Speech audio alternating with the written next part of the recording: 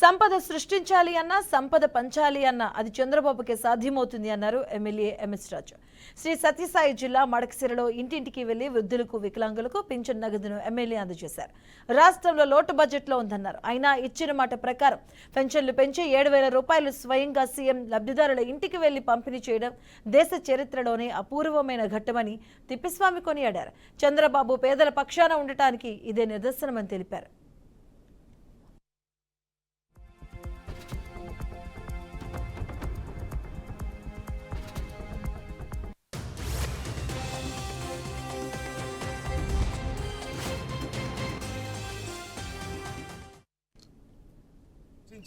ఆ సంపదని ప్రజలకు అందించడం చంద్రబాబు గారి మార్కుకు నిదర్శనం.